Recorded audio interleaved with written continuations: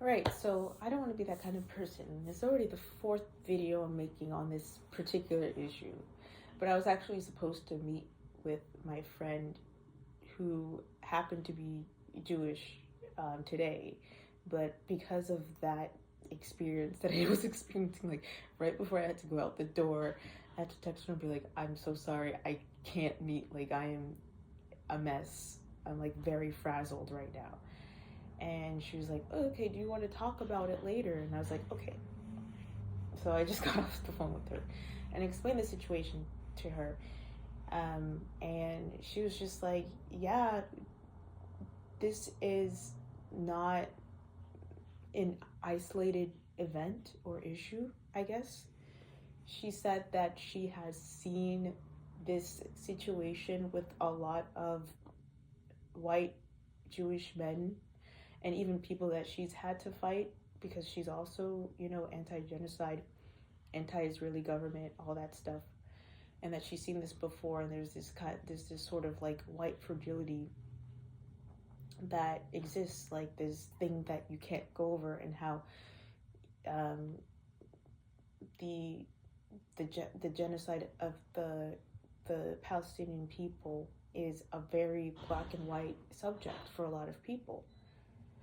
And I mean, I even know, like, I put things into context when I was like talking to her about him because, we're both younger than this guy.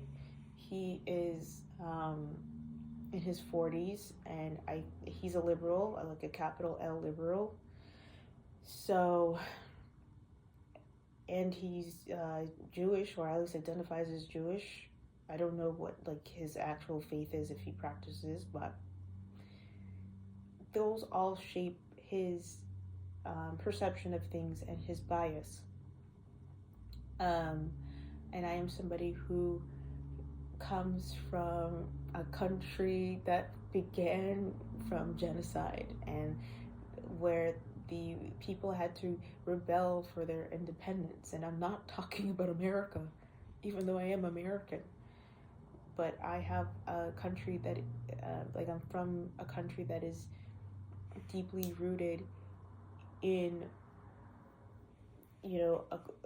like colonialism and all of this stuff. And I deeply identify with the Palestinian people because of similar situations that the people from my country have gone through. And obviously he can't see that, he doesn't get that. What he gets is that he's hurt by something.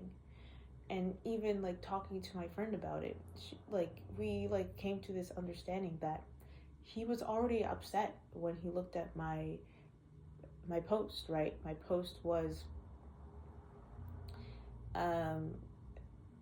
specifically clear, like talking about anti-Zionism, or like anti-Israeli government, anti-genocide, whatever it was.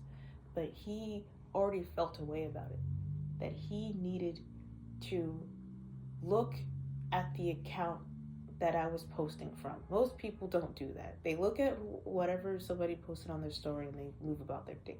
No, he had to look at the account because he was looking for something to be mad about. He was looking to see if the source, I don't know if the source was credible, or if there was a blemish or anything, so that he could use it against me. And he saw something, whatever he saw. He says he saw a swastika.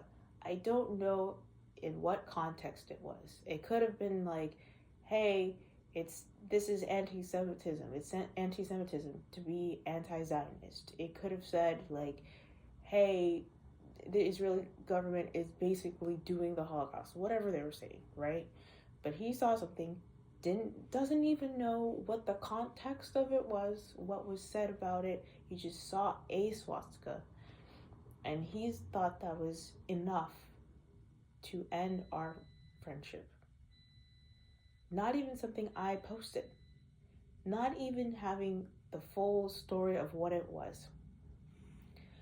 And even when I clearly put out my receipts and said I didn't put anything on my story, is when he had to say, oh, I found out on this other account that you posted. But that, by the way, I don't follow. He was looking for something and he found it.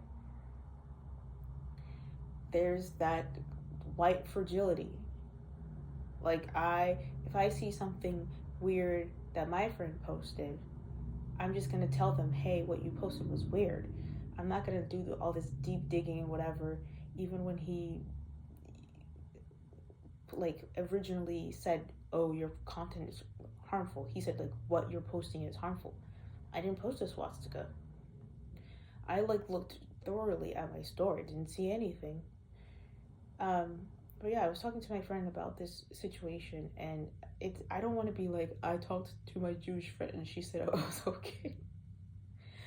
But we've had like many situations about social issues and things that are happening, and I've talked to her about Israel before, and I know that she's anti-Israel, and we've just talked about a lot of social issues that have happened. We've known each other since before 2020, and it was like, it was interesting to get an insight from a Jewish person who's my friend and who knows me and who knows that I wouldn't say or do anything like that. And she was like, yeah, you would never, because she knows me, she's my friend. And that's why I don't need that validation, right? But it was good to have it. It was good to have it, and to know that whatever that guy is dealing with, it's something that he needs to work on within himself, right? This is somebody who doesn't post anything unless it's just like about his life on social media. And some people do that, right?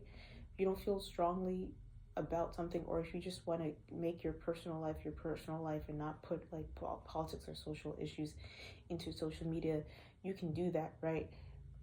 But I just think it's very interesting the way that he came at me with no grace, with no slack or anything. And it's not like I did anything. At this point, it is unclear if I even reposted from something that was anti-Semitic, which I would never go through an account that has expressed anti-Semitic thoughts when I'm trying to talk about the Israel.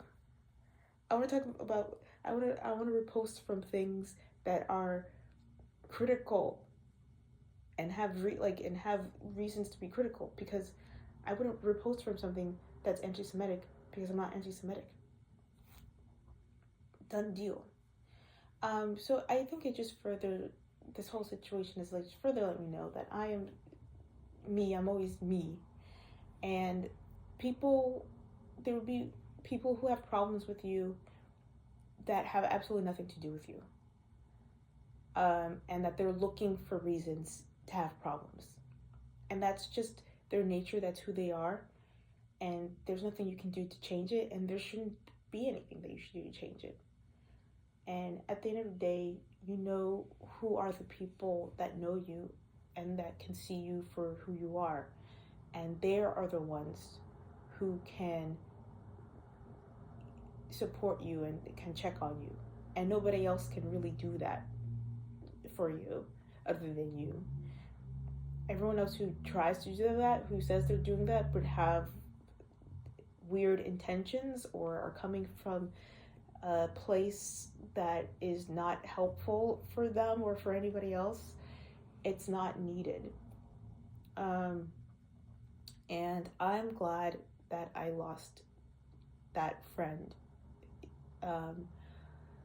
Only in that I am further cementing who I am as a person.